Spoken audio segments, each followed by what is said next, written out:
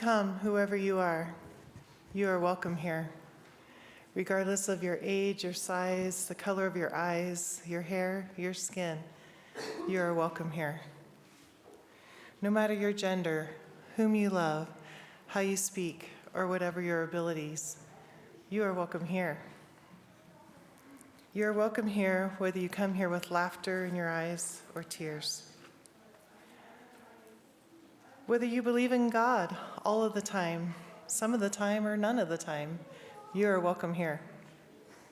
This is a community of open minds, loving hearts, and willing hands, and you are welcome here.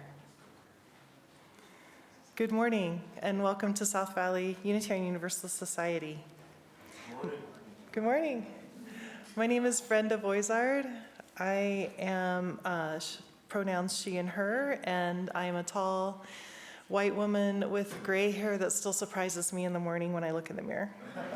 And our worship leader this morning is Cortney. And it takes a village to create a service, and we just heard Lily, a guest musician who's been with us several times. Such a gift to us.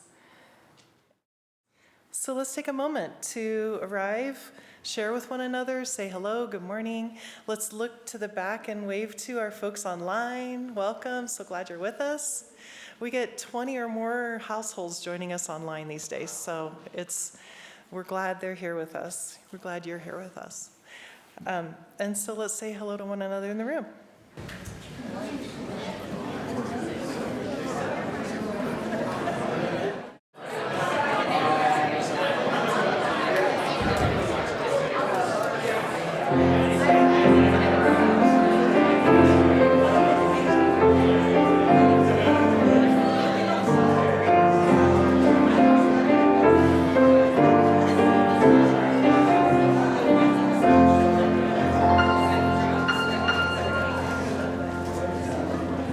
Please rise as you're willing and able. Our hymn will be number 137.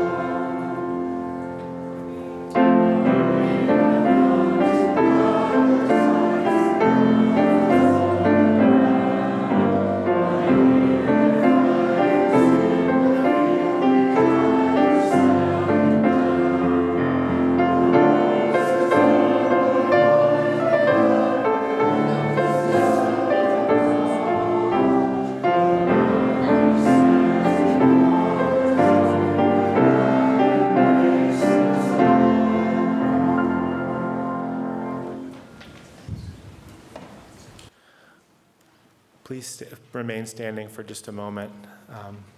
My name is Bouldin. I'm the worship leader for today. My pronouns are he, him. I'm a tall man with a flowered shirt.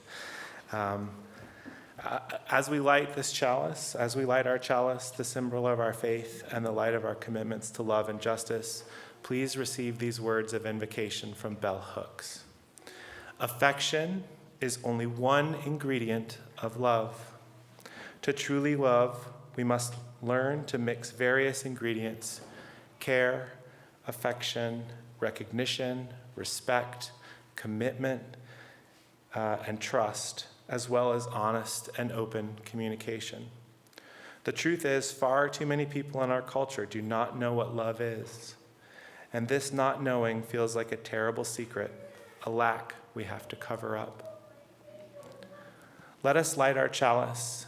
Those at home are invited to light a chalice and share in this ritual by entering chalices lit at and the name of your street in the chat box on Zoom. Please join me in repeating our chalice lighting words and use our actions if you wish. You light this chalice for the warmth of love, for the light of truth, and for the energy of action, and the flames of resistance.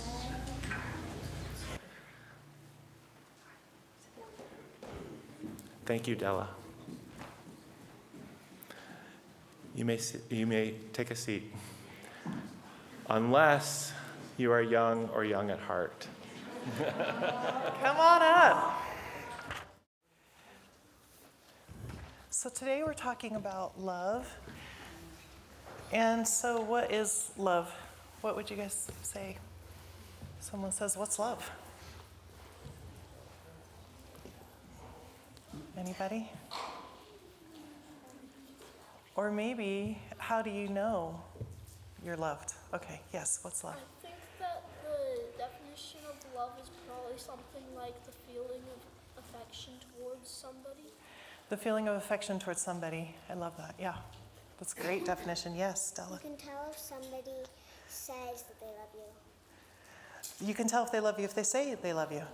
Yes. Yes. Yes. Yeah.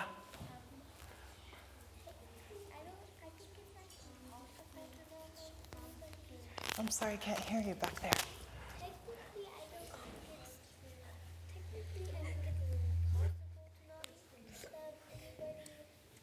Technically, it's not possible to not love anybody. You have to love someone. Or something, maybe. Very thoughtful answers, you guys. What do you do to show somebody you love them? Or something that you love it? Do you have things that you do? Yes? You could say that you love it, or you could show it, or you could tell other people. You could tell other people that you love something or someone and tell them as well. Yes? Hugs. Okay, hugs.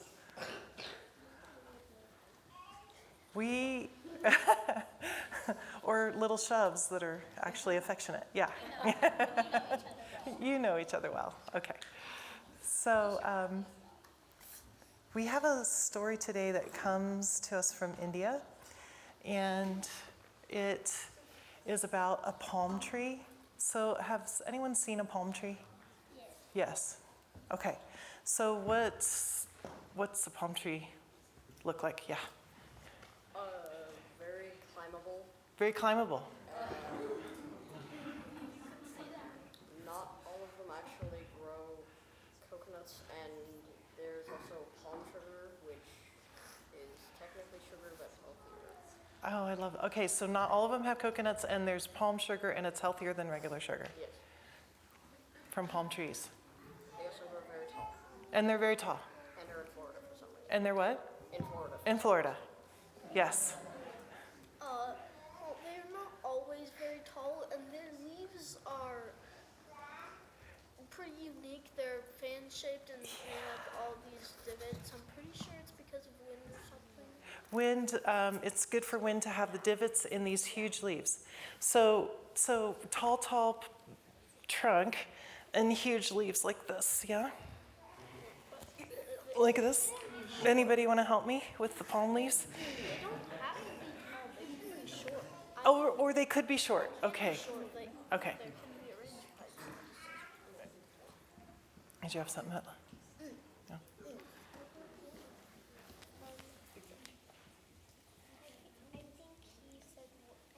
Oh, said what you were thinking? Okay.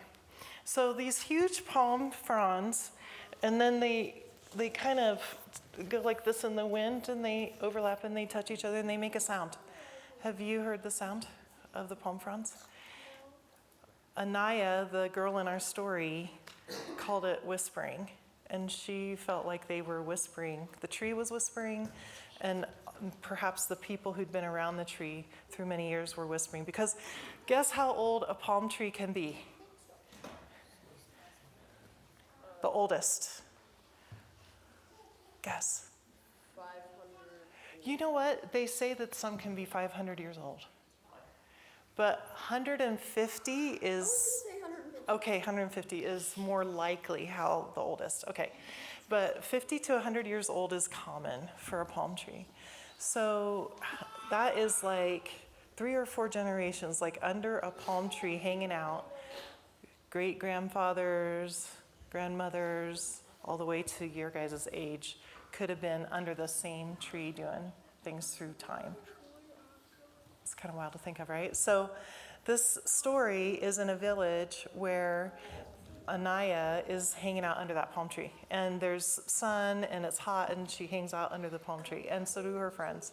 And they tell a lot of stories and they play a lot of games. And one day she's sketching the tree. She's drawing the tree.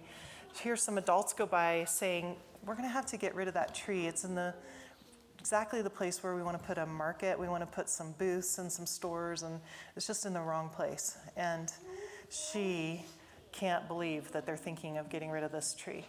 So we have a tree that we kind of have like this in the front. Have you guys noticed our tree in the front? It's not been around for 100 years, but with all our construction, people are taking care of our tree. Bob put special soil around the tree. James watered the tree all summer, extra water. Colin made the cement not go as close to the tree as maybe you would have usually if you were just gonna make a big walk with our new cement. So we have a tree that we're trying to save. Well, Anaya wanted to save that tree. And as a kid, she's thinking, what can I do? She gathered all the other kids around. They started telling each other stories, but also the adults, the stories of what happened under that tree and why it was important and who had made friendships under that tree and who had important moments under that tree, till finally the adults said, you're right, we can't get rid of this tree.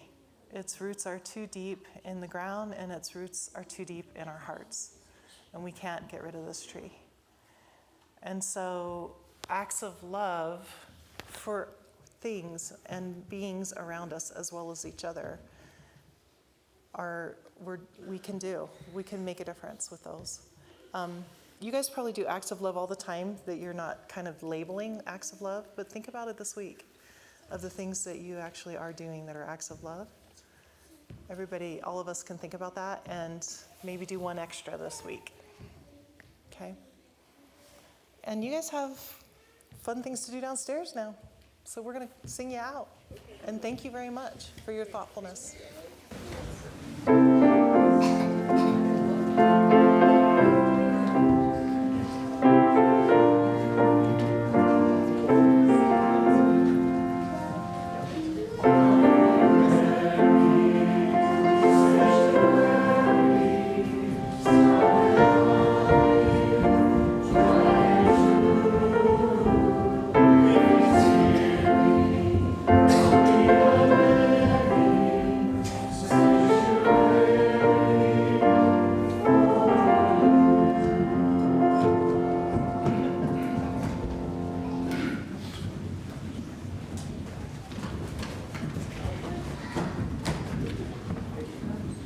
This community, our church, and its many ministries are only made possible by the gifts that we all give of our time, our talent, and our treasure.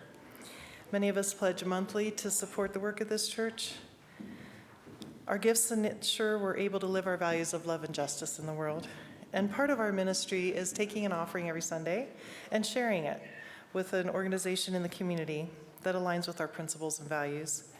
And so for the month of November, we're partnering with Showers of Hope. This is a newer group, started in July 2024, a mobile opportunity taken to where people who are unhoused are living and giving them an opportunity to take a shower, get some new clothes, and know that someone cares about them. They get a meal, and there's community, there's therapy, and there's caring. Over 1,000 people have been helped through this in just the first year. And we're going to share our offertory with them. Please join me in reading our offertory words.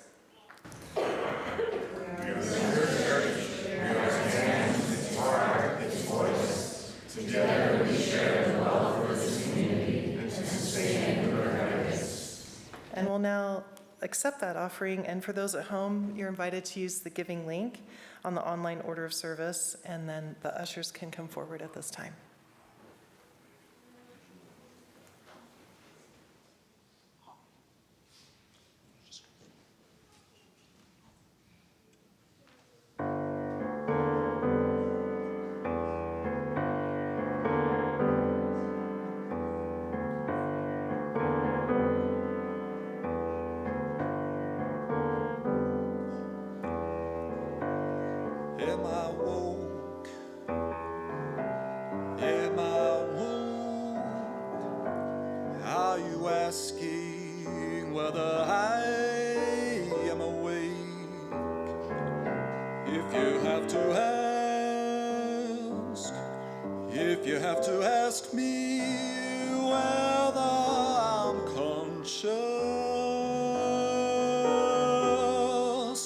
That must mean that you don't know.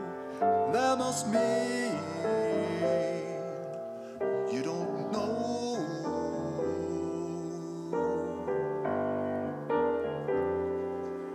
You don't know that I'm awake. You don't know that I'm aware. You don't know that I'm conscious and feeling. You don't see that my eyes are open. You don't see. You can't see. Your own eyes must be closed. I think you might be asleep, brother. Unconscious, unaware, unfeeling, wake up.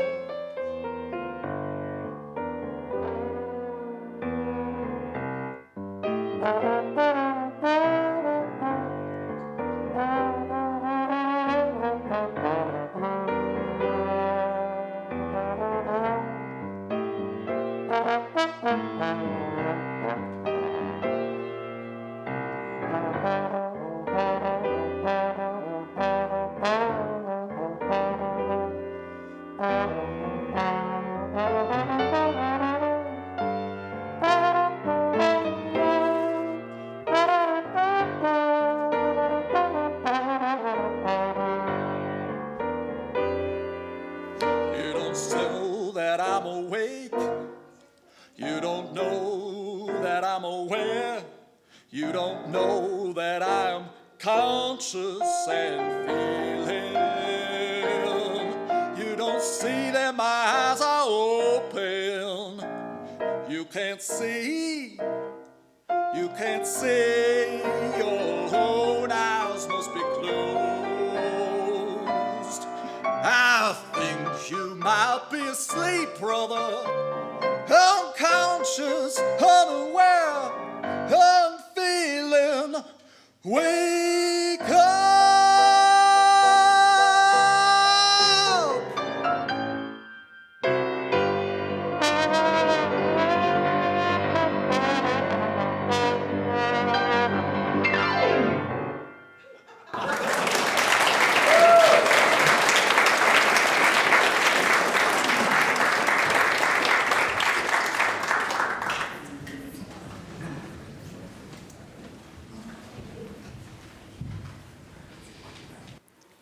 For all the gifts that we've given, including Randall Smith's original composition, oh my goodness, we give thanks and we hope it gives hope to those using showers of hope and us.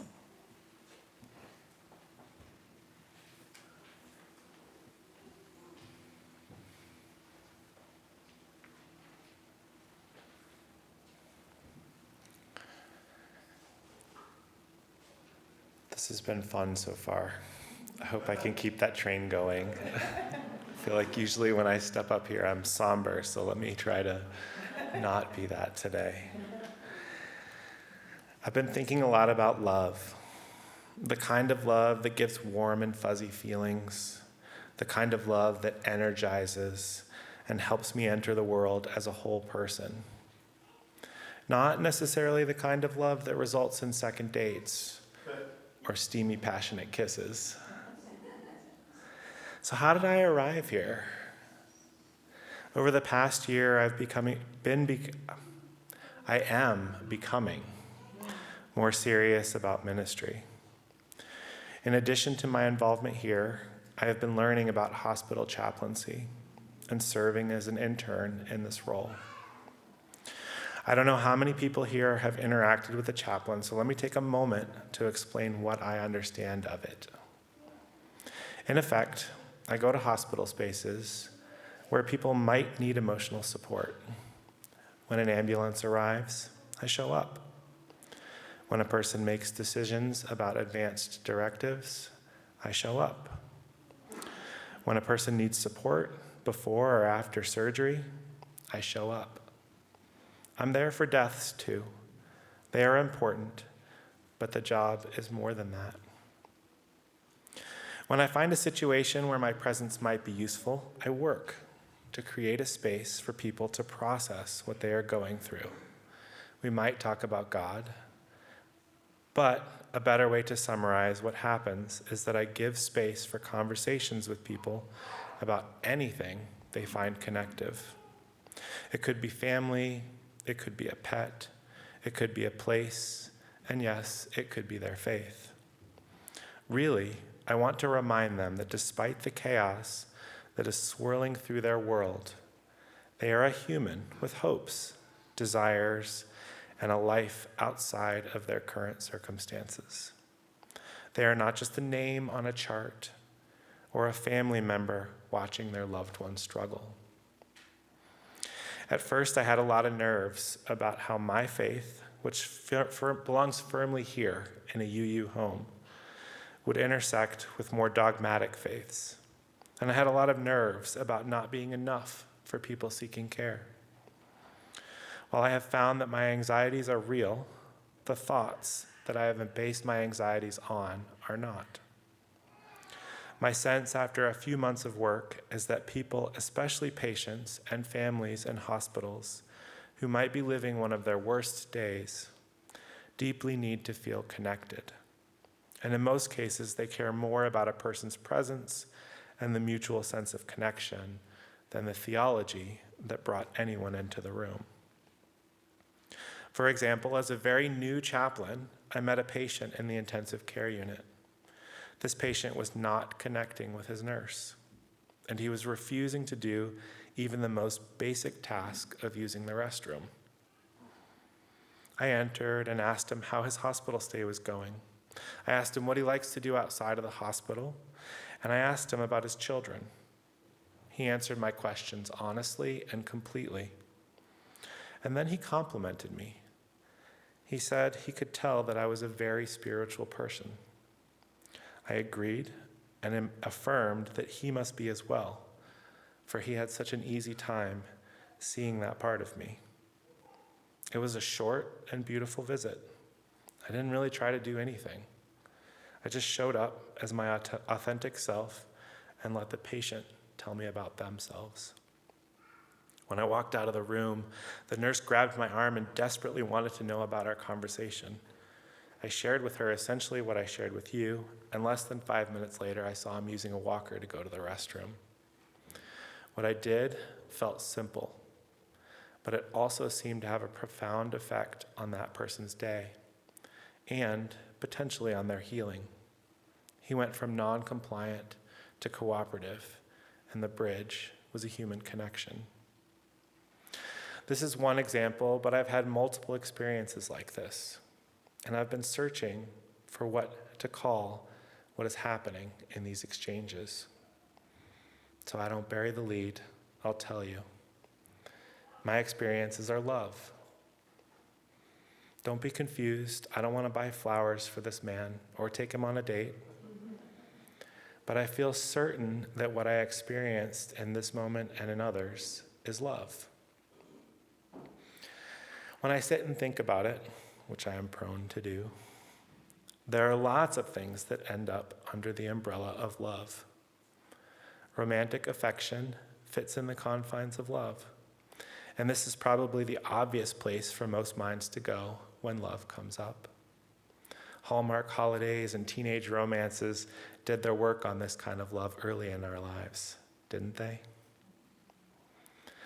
There's a second kind of love that covers what happens with friends, family, members of the same church community, colleagues, and on occasion, a person's job. This kind of love feels like a deeper form of appreciation. The connections are real, and they're a core part of our being. But when I think about them, I don't want to kiss these people and make them waffles on Sunday morning. Hopefully, I'm not on an island here, and these ideas are relatable, even if you haven't given your presence to someone in the ways that I have in the hospital. This seemed like a good place for my journey to start, but not a good place for it to end, so I started exploring books. In the process, I discovered All About Love by Bell Hooks. It's a wonderful book, if you haven't read it. Bell Hooks was quoted during the Invocation, and in her book, she defines love as the will to extend oneself for the purpose of nurturing one's own or another's spiritual growth. Let's pause for a minute to tease that apart. How does it square with you? I rankled the first time I read it. And I want to honor that because you might have a similar reaction. After reflection, I know her definition is worth time. So let me see if I can ease you through any discomfort. Spiritual growth was the first part that gave me pause. Spiritual growth, which feels like the same thing as spiritual development, can be lots of things. As Reverend Laura said last week, coming to church can be spiritual development. So can going for a walk, working in the garden, going to therapy, doing something kind for a friend. We're in a UU church, and this isn't an intergen service, so I don't mind naming passionate kisses and sex as things that can be spiritual development. Any activity that leaves you feeling more whole, I would consider to be spiritual development. Keeping up with the news, social media, and doom scrolling, these probably don't count. But prayer would, if that's something that's connective for you. The second part about Hooks' definition that gave me pause is the will to extend oneself. I had to keep reading her book to better understand this. To me, it just felt like a jumble of words without clear meaning. I can paraphrase by saying that love is an action. It can be an action that originates from a feeling, but moving into a space of acting, we have to assume responsibility for the love we share. Hooks points out that we are taught from a young age that we can't control our feelings, but we choose our actions. The things we do are informed by intention and will, which are firmly under our own control. So maybe we can shift Bell Hooks' definition slightly. Love is an action intended to nurture one's own or another's sense of wholeness. Hopefully that resonates. For me, it covers the love I have with my wife, with my daughter, and with each of you. What I am doing right now is an action intended to nurture your sense of wholeness. Hopefully you experience it as love. If you're with me, I know it's been important for me to move beyond the first two types of love, Valentine's Day love and familial love, into a third kind of love. Maybe it can be important for you too. The third kind of love is a type that I have met later in life. and one that I am encountering more and more as I stumble into something that might resemble a life in ministry. It's the kind of love that connects me to all humanity and to the larger world.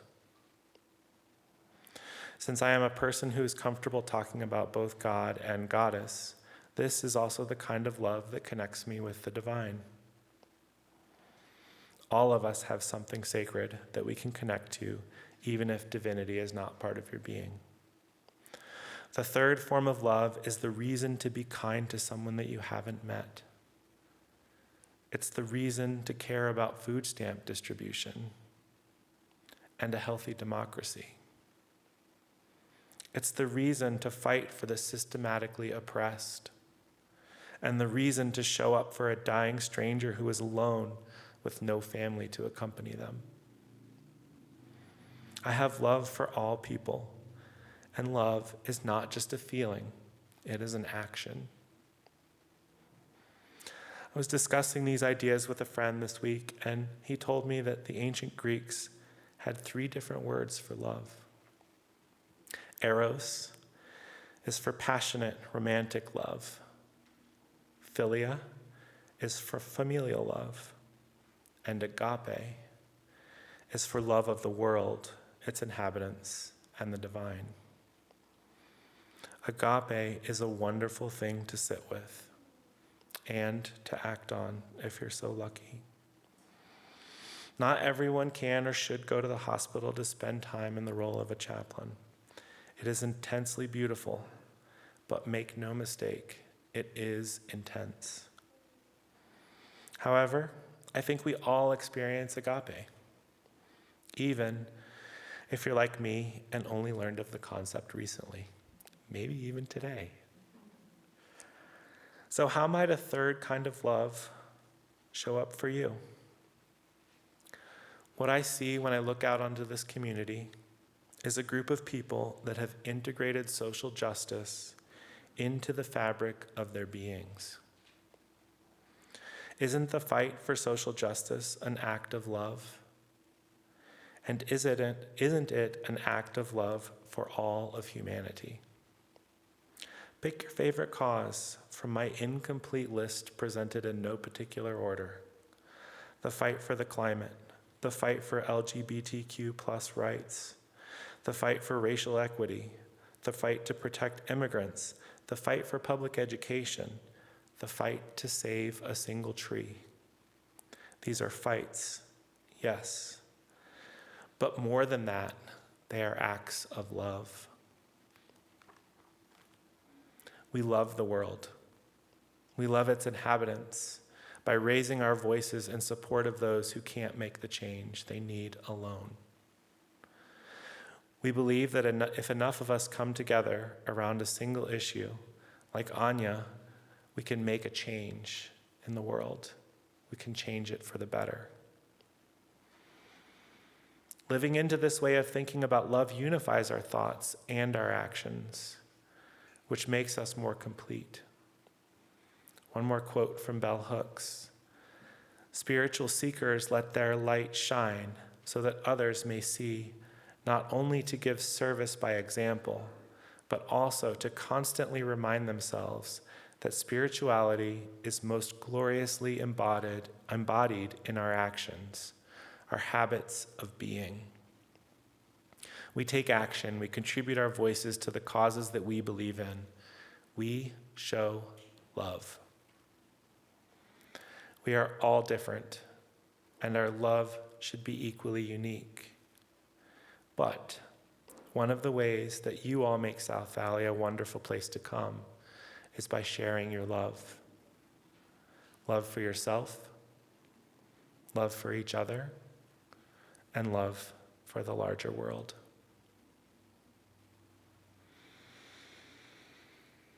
You were handed a note card when you came in. And we want to give you a chance to practice an act of love.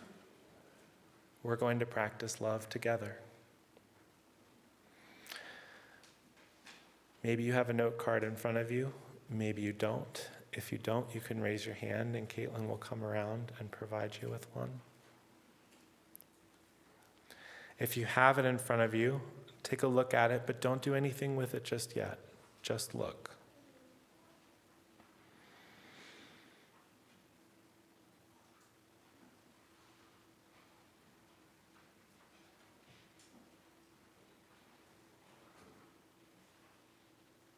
I want you to have a chance to sit with your feelings. Your card will turn into a note for a person that needs to hear from you. You could write a note to a person in your heart that you know needs support, in which case you can take it with you and you can hand deliver it. Or you could write to a person that you don't know, but needs to be reminded of our shared humanity, in which case we will collect your note and deliver it to an assisted living facility. Your note can provide an affirmation, reminding another person that they are not alone, that you have gratitude for sharing the earth with them, or it can be whatever else comes up for you. If you sense panic about what to write, please wait longer. You will have time. We won't close this activity until after a Joys and Sorrows style procession. In this moment, just appreciate the blank page and listen.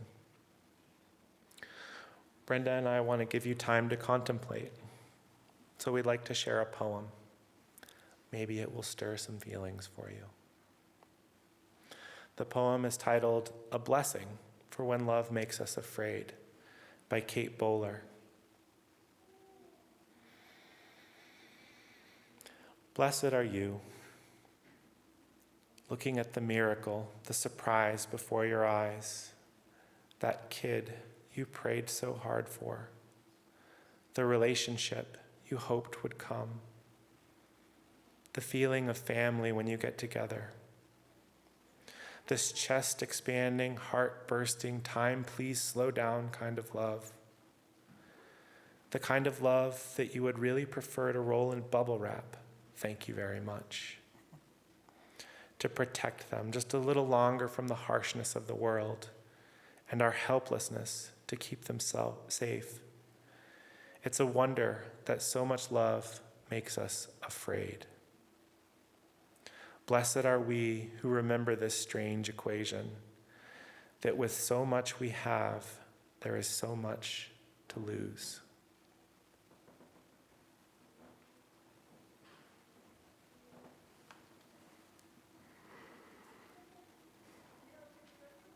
Grant us gratitude for the villages who make us feel less alone, in the needs we cannot meet, the guarantees we cannot make, the futures we cannot predict. Grant us the practice of presence to count eyelashes, squeeze another bear hug, linger in the doorway a little longer. Because yes, the days are long, but the years are short. And that is what this moment offers us. Grant us the wisdom to show them the world, its wonder, tragedy, its brokenness and splendor, where joy and sorrow somehow coexist. And grant us courage for when we have to let go of the fear, of the worry, of the hands we long to hold, knowing, trusting that our loves and worries are held together by someone greater still.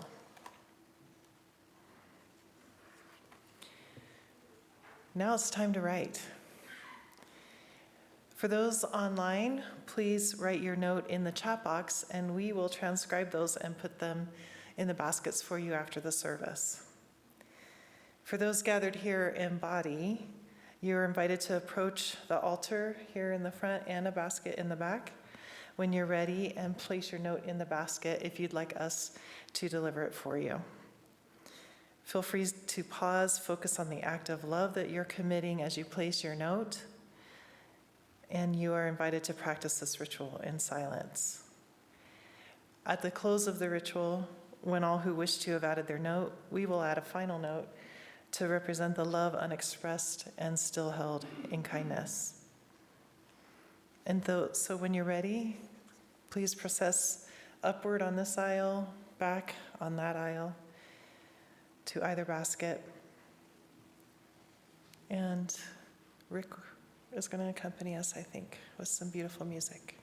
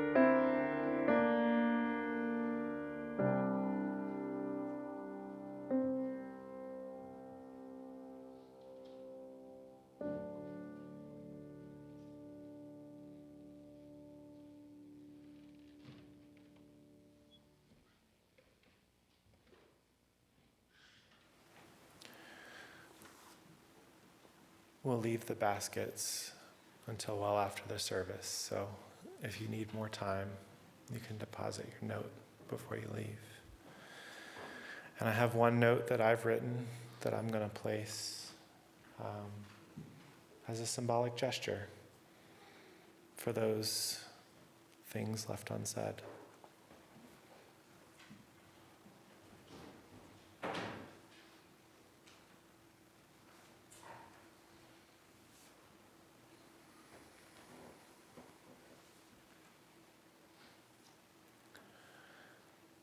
Shifting gears a little bit, we have a hymn.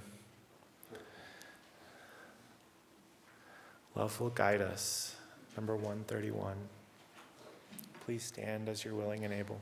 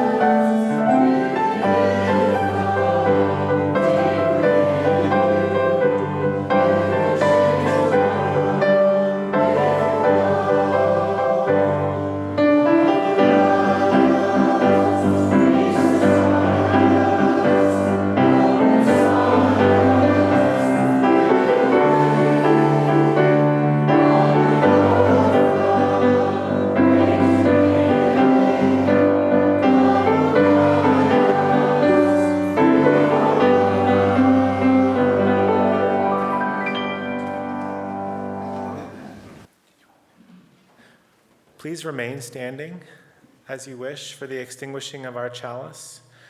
Join us in our actions as we extinguish the chalice. The words are in your order of service and printed on the screen. We extinguish the chalice with the non warmth of love, with the light of truth, bring energy of action, for the flames of resistance. We hold each other in our hearts until we meet again.